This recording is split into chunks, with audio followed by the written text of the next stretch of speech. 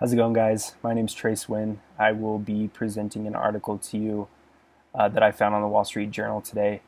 It actually was published yesterday by Peter Loftus, and the title is Shortages of Simple Drugs Thwart Treatments. Pretty much just to dive in, the bulk of the article covers this trend in medicine lately that's been happening where there's been a lot of shortages of drugs that affect a lot of people who are really sick. And for one of the specific cases they're focusing on is a drug called sterile talc powder, which is a medicine for individuals with serious lung conditions. These conditions can range from like malignancies like cancer to other less like life-threatening conditions. But pretty much what the drug does is it takes the fluid, like if there's fluid in an individual's lungs, it helps reduce that and kind of bring back, like any other medicine, kind of help lessen those symptoms. And those diseases actually affect nearly 150,000 Americans each year.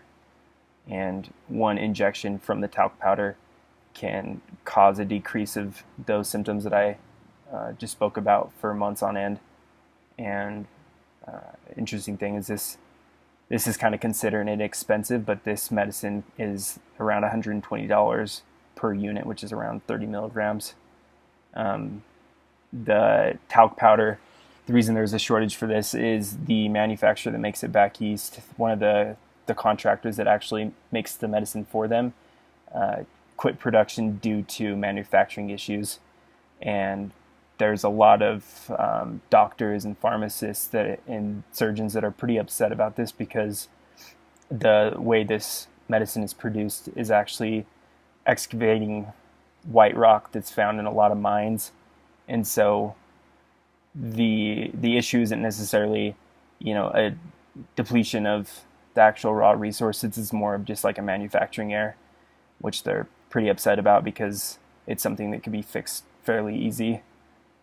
And on another note, these drug shortages are costing the U.S. healthcare system nearly $400 million every year, and that's because healthcare providers and other people looking to fix the issue have to find different alternatives, and that is wasting a lot of money on research, and it's pretty much more inefficient ways, and so they're kind of burning through a lot of cash just trying to look for temporary ways to help prevent some of those symptoms.